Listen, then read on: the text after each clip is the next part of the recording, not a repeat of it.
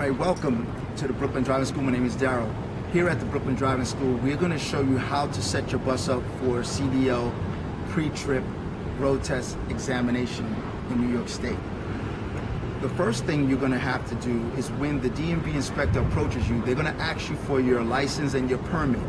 At that point in time, you hand it over to the DMV inspector. The DMV inspector will then go inside to register you into their system. Once they return, they will hand you your license and permit, and then the inspector will instruct you on to begin setting up your vehicle for the inspection.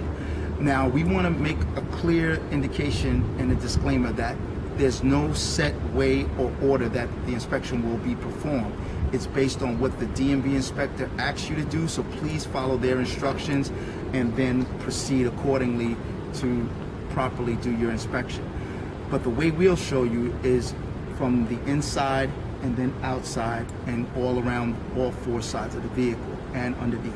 So the first thing you would want to do is you would like to go inside and put the key in ignition.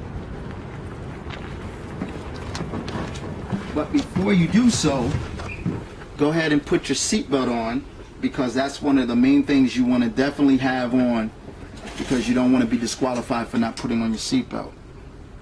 Once your seatbelt is fastened, then place your right foot on the brake pedal, put your key in ignition, start your engine up. And the reason for this is you have to turn your wheel all the way to the right until the wheel locks.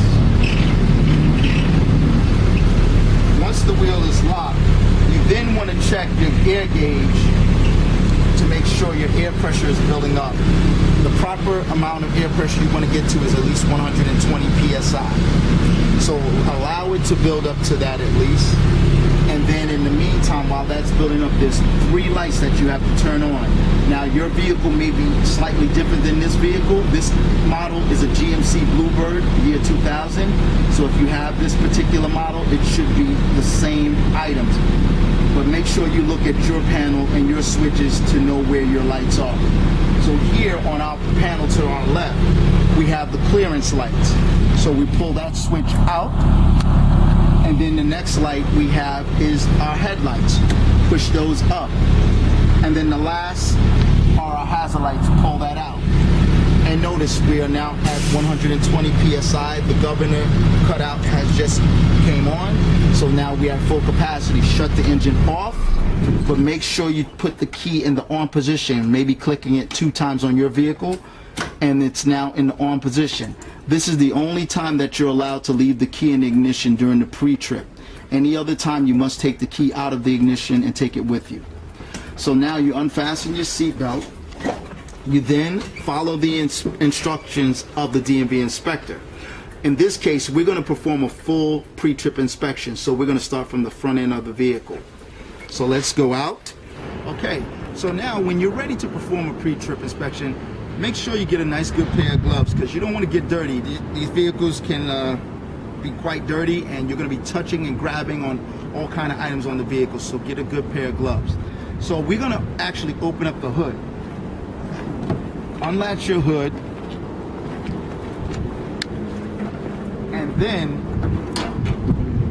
you want to take a good look at the front end. One of the main things you want to pay attention to is that the bus is leveled. It's not leaning to the left or right. It's fairly even. You want to then indicate the height, the weight, and the length of your vehicle.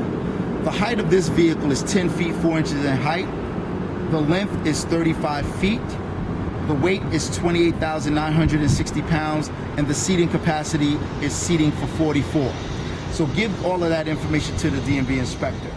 Then you want to go over the lights. So we have the clearance lights, which are the amber or yellow lights on the very top. They're all working properly. They're not cracked, damaged, or broken. You notice you have your red light, which is your master light, and right next to that is a yellow light, which is the warning light. The lenses are not cracked, damaged, or broken. You have your school bus sign in the middle. The glass is clear, not cracked, damaged, or broken, and the rubber seal around it is intact. Then next you have your windshield. Your windshield is clear, free of any obstruction, not cracked, damaged, or broken. The rubber seal is also intact. You have your windshield wiper arms that are physically attached to the vehicle, not broken. You then have your registration, inspection, and heavy-duty vehicle sticker, which are all properly displayed and they are current in date. Next, you have the hood, the grille, the bumper, and license plate. They are all secure and intact. Next, you have your hazard lights, which are yellow or amber in color, working properly, not cracked, damaged, or broken. You then have your headlights clear in color, working properly, not cracked, damaged, or broken. Then you have your cross view mirror arm, the cross view mirror itself. If there's any defects or any cracks, please indicate it.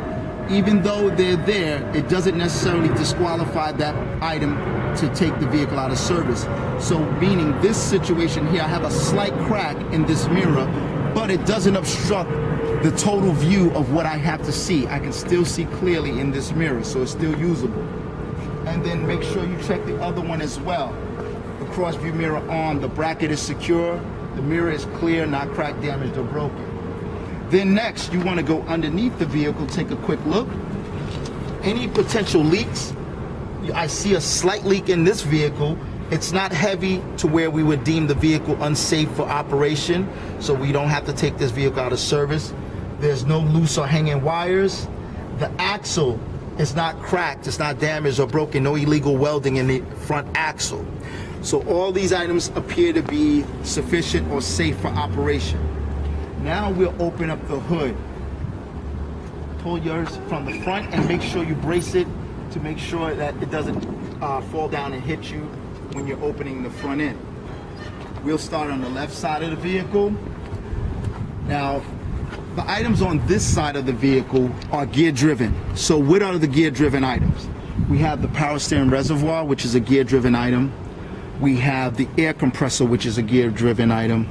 We have the steering box. So let's begin. You want to start your way from top and work your way in, and then finally working your way down the whole side of the engine on the left or right side, whichever side you start on. So here we have the power steering reservoir. The cap is secure, it's tight. The sight glass is clear, and I see that it's at full capacity. So we have full power steering fluid in the reservoir. The hoses that are connected are in place, none are loose, none are missing, no leaks. The wires are intact, not damaged, not frayed. The hoses are intact, no leaks. Next, we have the steering wheel rod or the shaft of the steering wheel. We have the steering linkage, no loose or missing bolts. We have the steering box, no loose or missing bolts, gear driven item, and the hoses are connected and no leaks. From there, we have the pitman arm. The pitman arm is securely mounted, no loose or missing bolts. Below it is the cotter pin. The cotter pin is intact, and the drag link is also secure and in place. From there, we can go into the air compressor. So the air compressor is securely mounted, no loose or missing bolts. The hoses are connected. The brake hose line, no tears, no leaks. The ABS line, same thing, no tears, no leaks in the ABS line. The brake chamber is securely mounted, no cracks, no holes, no damage to the brake chamber. The push rod and the slack adjuster are connected, and there's no more than 1 inch of free play allowed on the slack adjuster. Then you can go to your suspension. You have your spring hanger, which is securely mounted, no loose or missing bolts. Here you have the leaf springs, none are shifted or moved out of place. Above that, you have your U-bolt. Your U-bolt is intact, not missing. Here you have your bushing, it's in place. And the shock absorber is securely mounted and no leaks from the shock absorber. Down here, you have your tie rod bar. And the tie rod bar is secure and in place. You would then also like to check the fluids on your vehicle. So with the engine motor oil, you want to wipe the dipstick clean, and you want to make sure it's within the safe operating range within the hash marks. So reinsert your dipstick. Make sure it fully is placed back in, and take it back out. And again, if there's any defects, please point them out. All right, it's just at the hash marks, and this oil could be changed because it should be brown and golden, but it's sufficient enough for you to operate the vehicle. And also check your transmission dipstick. Now normally you would have the engine running to keep the transmission warm, but since we've just shut the engine off, it should still be fairly warm. Again, you want to make sure it's within the safe operating range of the hash marks. So reinsert and then pull back out and indicate to show that it's within safe operating range. So far all these items appear to be in good, safe working order. And now let's continue. With your front tire, all tires, the proper inflation is anywhere between 90 to 100 psi. You want to check the tread depth of the front tire. You have to have at least 4/32 of an inch of tread depth. No recaps are allowed on the front tire. No tread separation. The outer wall of the tire, I like to say ABCs, no abrasion, bubbles, or cuts in the outer wall of the tire. The rim is not cracked, it's not damaged, no illegal welding, no rust. The lug nuts are tight, secure, none are loose, none are missing. There is some slight indication of rust, but not enough to indicate that these lug nuts are loose or coming off of the rim. The hub is secure, no leaks. The air valve is straight and capped. Next, you want to mention the mud flap. The mud flap is also in place. All right, so all of these items appear to be in safe working condition. Some inspectors may want some actual details of the items.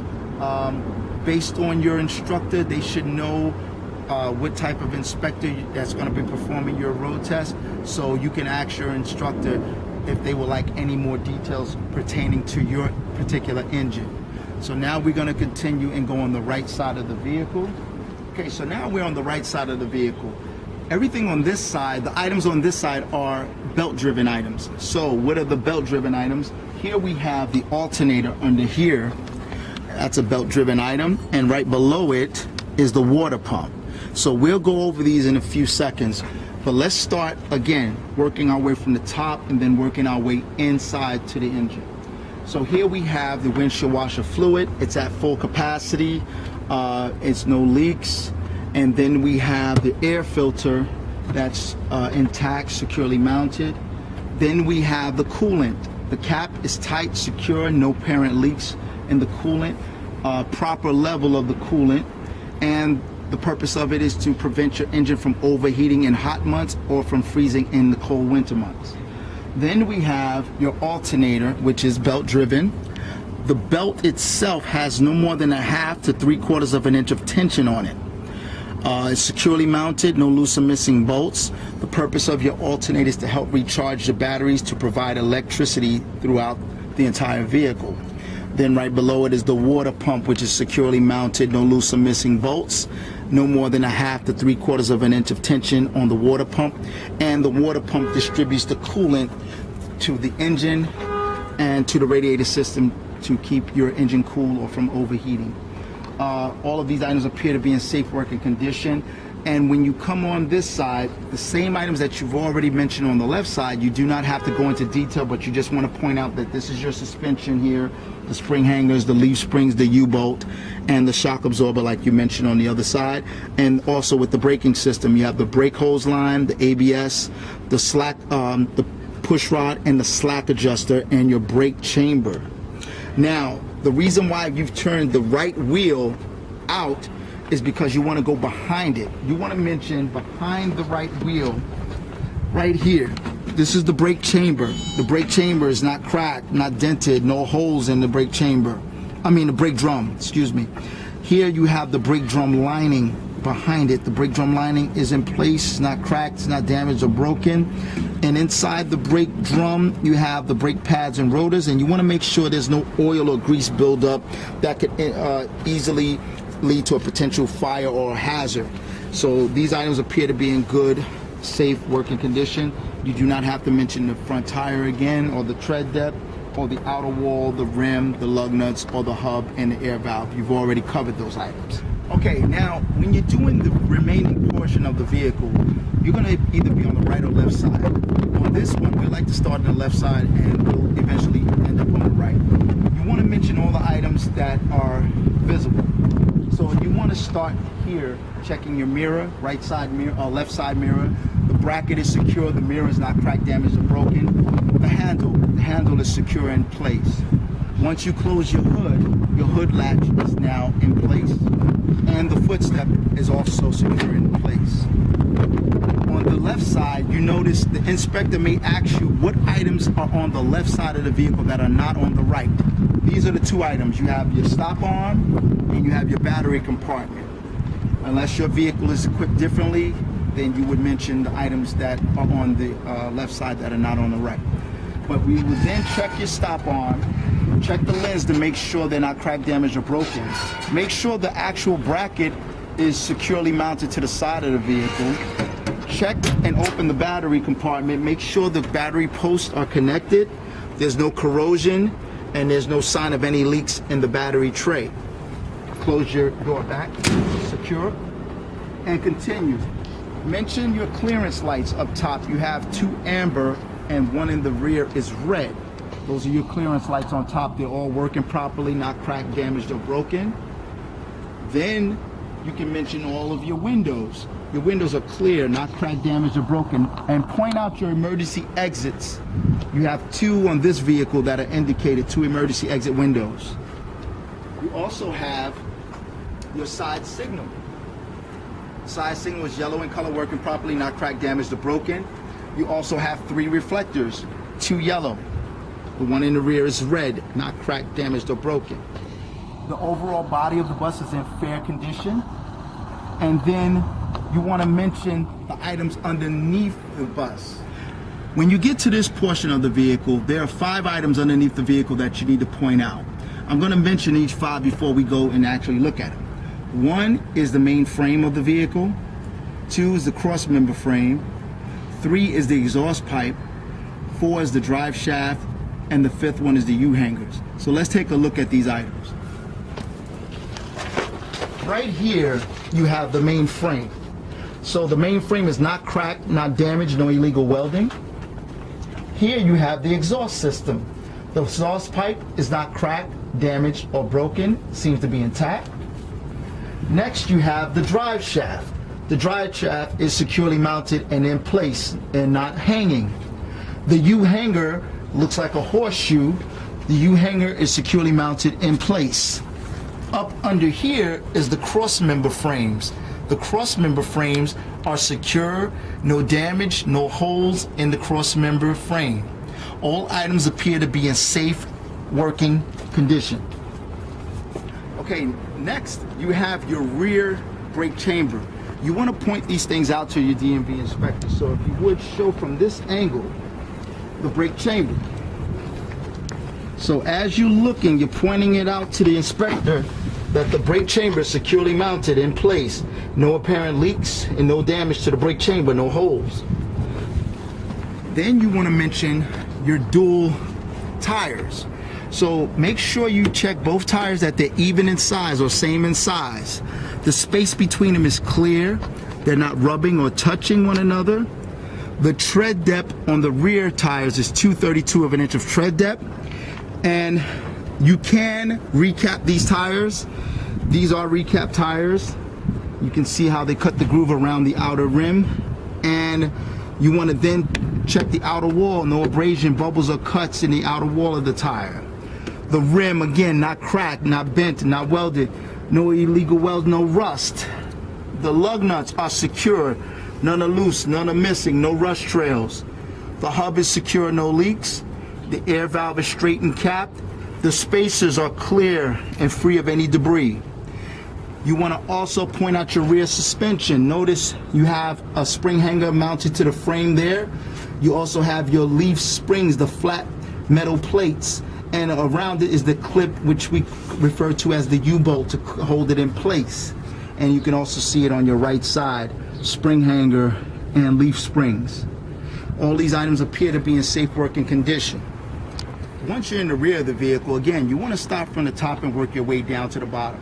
So up top we have the clearance lights, which are red in color, working properly, not cracked, damaged, or broken. We have our red master light and our yellow warning lights, which the lenses are not cracked, damaged, or broken. Then we have the school bus sign that is legible and in place. All windows are clear, not cracked, damaged, or broken. Rubber seal around it is intact. We have our hazard lights, which are working properly, red in color, not cracked, damaged, or broken. We have our brake lights, which are red in color, working properly, not cracked, damaged, or broken. We then have our reverse lights, which are clear, not cracked, damaged, or broken. We also have two reflectors, which are red. There is a slight crack on this one, but doesn't indicate significant damage where we render it out of service.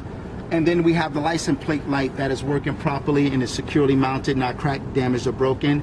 The license plate is securely mounted. Bumper is in place, securely mounted. The exhaust or tailpipe is securely mounted in place. The tow hooks are securely mounted to the vehicle, not missing. And we will then open the door, checking the aisle is clear, the alarm is on, working, and the door hinges are in good condition. Secure the door back.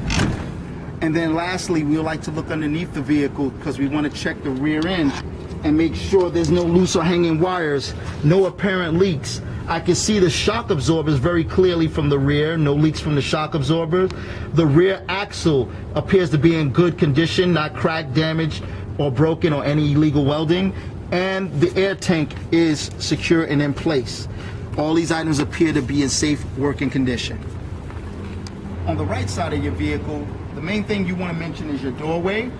When you get to it, you want to make sure that you can release the bar so that you can open and close the door freely. So just slightly, if you have the old school bus where you can slightly tug on the bar, release it, and open and close your door freely, showing that it works, showing that the hinges are in good condition and not damaged.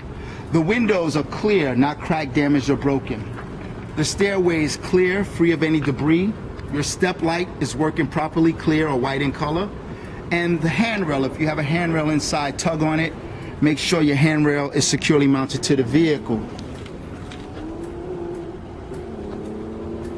From there, you can continue on. Check your gas cap. Gas cap is secure and tight in place, and no apparent leaks underneath the gas tank. All other items that were mentioned on the left side, such as your clearance lights, your windows, the body of the bus, the rear dual tires, and the rear suspension, you've already reviewed that on the left side, so these are the same items that you would mention as well. Okay, the DMV inspector may ask you, what are some items that your bus is equipped with that's for passenger use?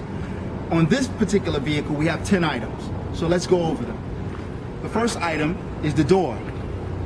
Second are steps. Third, they need lights. Fourth, seats. Fifth, seat belts. Sixth, handrail. Seven, the floor or the aisle. 8, emergency exits. 9 and 10, first aid kit, body fluid kit. So these are the items that are for passenger use that your vehicle is equipped with. Now, the DMV inspector may ask you to perform a safe engine start. Basically, all that is come inside, have a seat, put your seatbelt on, and you're going to start the engine. So once you come in, take your seat, place your seatbelt on, check it to make sure there's no tears or any rips in it, and then show them that it securely locks into the buckle, and then explain to them that you're putting your right foot on your brake pedal and that you're beginning to start the engine. Once you start the engine, you want to point to the dashboard showing that you have power, indicating the gauges are active and working.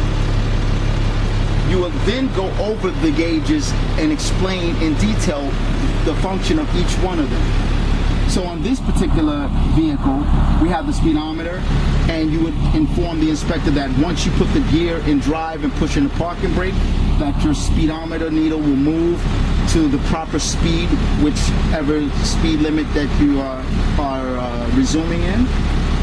You then will indicate your fuel gauge and call out how much fuel is actually in the tank, because you want to know if you have sufficient amount of fuel.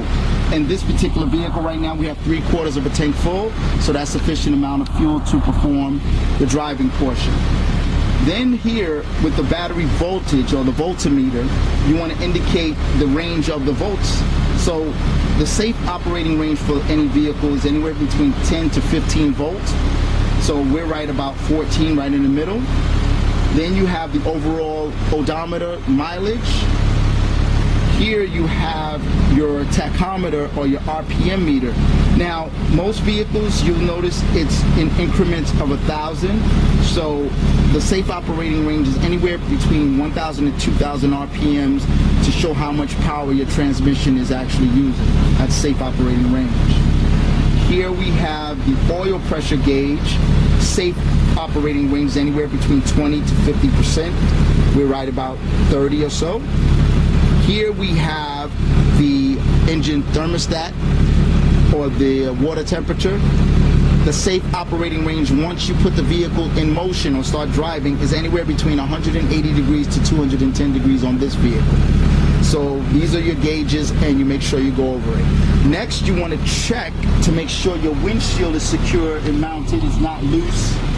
Check your interior mirrors, make sure they're securely mounted. And even check your left driver's side mirror. And that would conclude the safe engine start. Shut the engine off and allow the inspector to exit, because at this point in time they're going to check your left, right turn signals and brake light. So make sure you push in the hazard lights so that you can signal each indication for left and right turn signal. So the basic thing that the inspector will do, they will give you hand gestures. So the hand gestures go as follows. They'll point left, give them the left turn signal. They'll point right, give them the right turn signal.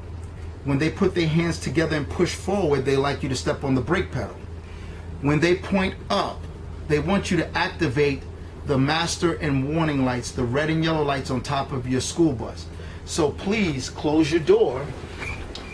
Now I'm putting my seatbelt back on because I'm going to start to close the door.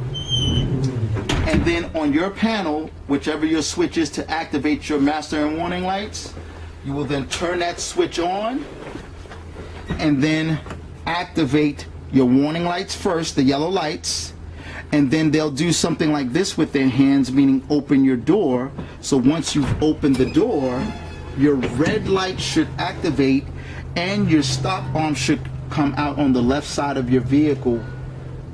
Once you've completed that, you will then turn that switch off because you do not want to hold up any potential traffic. And then it also will allow the inspector to come from whichever end, whether they started in the front or the rear. They will then switch to do that same sequence again. That concludes the left, right turn and brake light test. Now we're about to perform our 5 air brake tests. Make sure before you begin, put your seatbelt on. Also, make sure the key is in the on position so that you hear any buzzers or any alarms that you need to hear. Third thing you want to check is make sure your air pressure is at full capacity of 120 psi. Now you can properly begin and perform your air brake test. Put your right foot on the brake pedal and clearly indicate each test individually. The first name of the air brake test that you're going to perform is the service brake air leak test. So you have your right foot on the brake, you will then push in the parking brake, you will then hold your foot on that brake for 1 minute, and you will time yourself and check to make sure your air gauge holds still. It should not drop more than 3 psi in less than 1 minute. Once that 1 minute is up, you check your indicator to show that you did not lose more than 3 psi in less than 1 minute. That completes the first air brake test. The next air brake test is called the low air warning device. Now, if your bus is equipped with a wig-wag such as this, you will then start to press on the brake pedal and drop the air pressure down between 60 to 70 psi.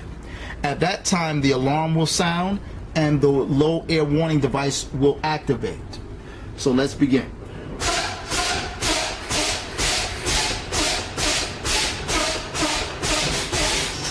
Notice at 60 psi the alarm has sounded, and also the low air warning device has dropped, so it indicates that there's low air in your tank. Now you're going to continue to your third air brake test, which is the emergency spring brake test. Again, you're going to continue to pump the brakes, bringing the air pressure down between 30 to 40 psi. You will then activate your emergency spring brake by this popping out. Once this pops out, you can then remove your right foot off of the brake pedal. So let's begin. The air brakes are activated. I can take my right foot off the brake.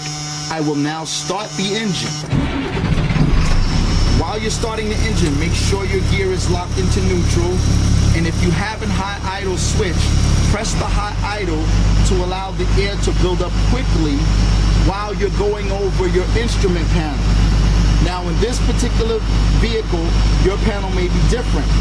So this is, again, a GMC Bluebird year 2000 model. So I'm going to go over the switches on the panel to the left. These are the only two switches I need to refer to because these are the ones that activate my master and warning lights.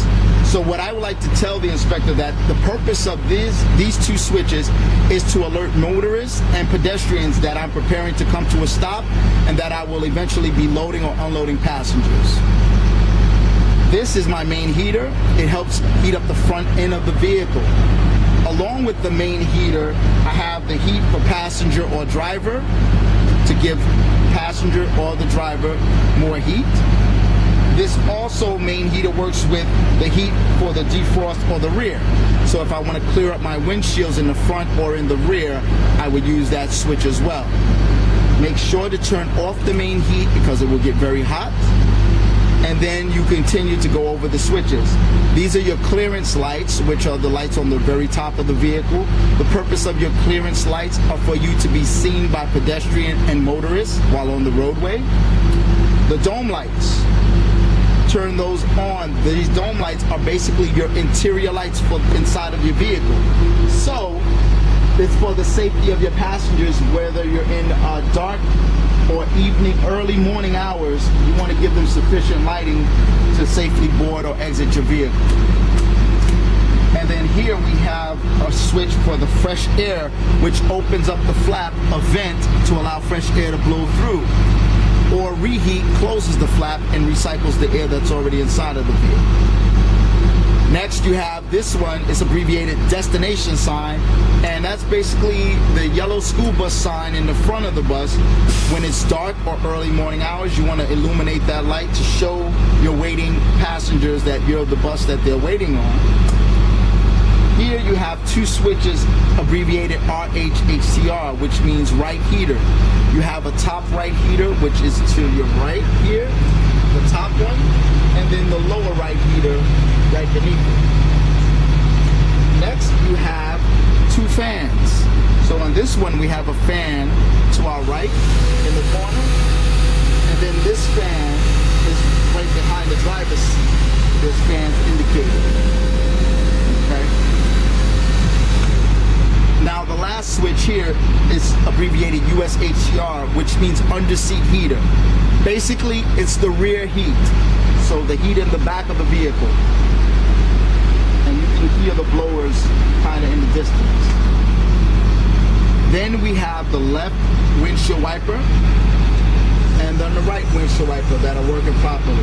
Now, like I said, if there's any defects, please point them out. In this particular case, the windshield washer fluid does not work on this vehicle, so it is not working properly. You would indicate that to the inspector. But it's not sufficient enough to take the vehicle out of service, but you want to point out any defect. You then want to check your steering wheel to make sure there's no excessive play in the wheel, no more than 10 degrees of play. Check the horn, that audio or the audible sound, make sure it's working. You check your left turn signal on the dashboard, it's lighting up, it's working. And then the right turn signal, it's working. We've already went over these items on the dashboard, but you want to make sure you point out your headlights. They're working. The purpose of your headlights is for you to see while driving on the roadway and also for you to be seen by other motorists or pedestrians. And then this round switch next to it is the dimmer for your panel, so it dims the light on your dashboard or all panels up front. And then you go over the 5 items here. Here we have the high idle. The high idle helps rev the engine up to build up your air pressure in your tanks, and it also helps warm up the engine quickly. The parking brake allows you to properly park the vehicle by pulling out the parking brake, or by depressing it and putting the gear in drive, it allows you to drive the vehicle. This is the gear shifter, which allows you to change gears, whether in drive or lower gears, or neutral and reverse. You have your air pressure gauge, which indicates how much air you have in your air tanks, or if you're losing air. And then you have your hazard lights, which you would use whenever you're coming to a railroad crossing, or if you have a roadside emergency, you would use that hazard light. And then at the very end, again, if you have this wig-wag device, please reset it before you try to pull off and move the vehicle, because you will fail if you move with that wig-wag device hanging down. Okay, now we're built back up to proper air capacity, which is 120 psi. I then will close the door, and then I would like to straighten the wheel out, because remember at the very beginning you turn the wheel all the way to the right. So let's now straighten the wheel out, put the gear in drive, push in the parking brake, keep the parking brake pulled out, and now let's step on the gas. The bus does not move because the parking brake is holding the vehicle in place. Put the gear back to neutral. Now let's do the 5th air brake test, which is called the 50-foot service brake test. Put the gear in drive, push in the parking brake. Now you will then actually move the vehicle a few feet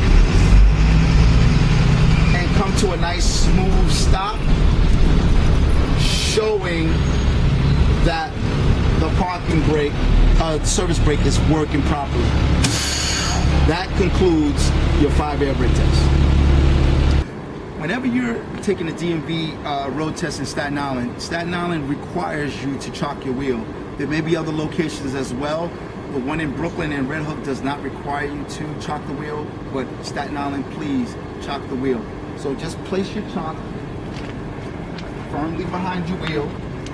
And this is to prevent the vehicle from rolling when you're performing your air brake test.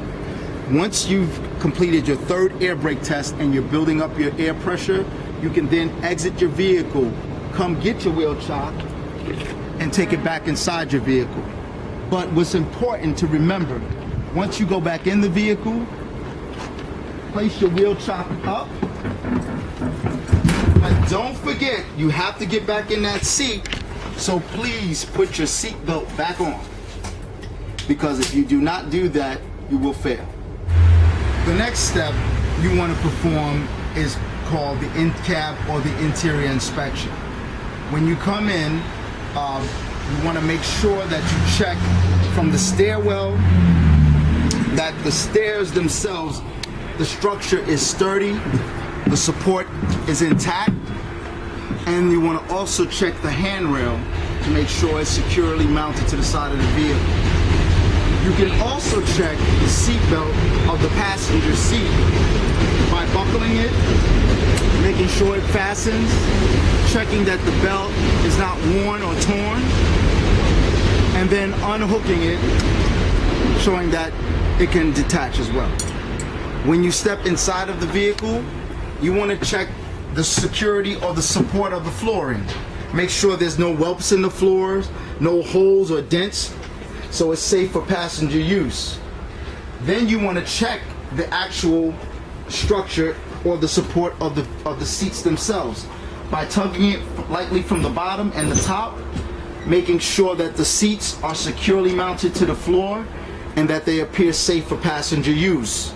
As you walk down the aisle, you check each individual seat, making sure that it's securely mounted to the floor and that it's safe for passenger use. And continue all the way to your rear exit door and point out your emergency exit light.